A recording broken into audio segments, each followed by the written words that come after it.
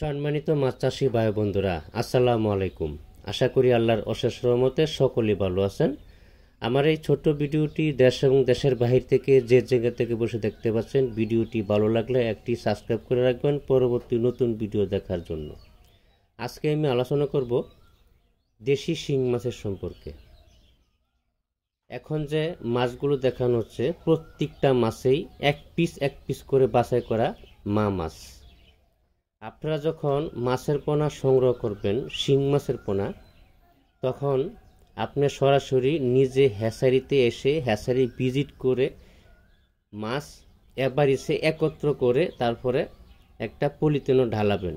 ঢালায় এই মাছগুলো, যেটা মহিলা মাছ অর্থাৎ মা মাছ, এক পিস করে বাছাই করে যেটা মা মাছ, এই মাছটা আলাদা করবেন আর পুরুষ মাছটা আলাদা করবেন।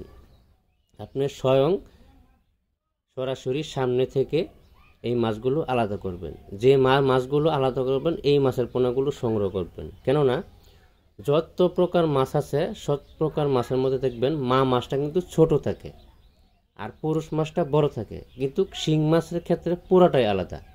শিং মাছের ক্ষেত্রে আপনার মা মাছটাই কিন্তু সবচেয়ে বড় থাকে, পুরুষ মাছটা ছোট থাকে। মা মাছটা আপনার 4 থেকে 5 মাসের ভিতরে 8-10টা কেজি আসে, আর পুরুষ মাছটা 4-5 মাসে 35টা, 40টা বা 30টা কেজি চলে আসে। দেখেন কতটুকু পার্থক্য।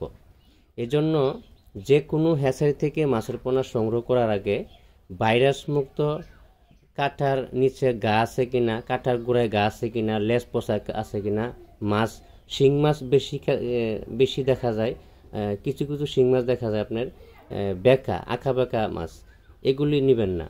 এগুলি আসলে বাজারে কোনো চাহিদা বা কোনো দাম আসে না।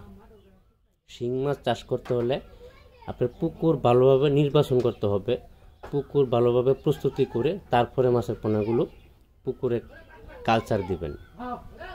অবশ্যই আপনাকে শিং মাছের পোনা যখন কালচার দিবেন, পুকুর ঠিকমতো 1 মাস পর পানি চেঞ্জ করতে হবে, চুন মারতে হবে, মেডিসিন মারতে হবে, অবশ্যই খেয়াল রাখতে হবে। একটা কথা হলো, প্রতারক থেকে সাবধান থাকবেন 100%।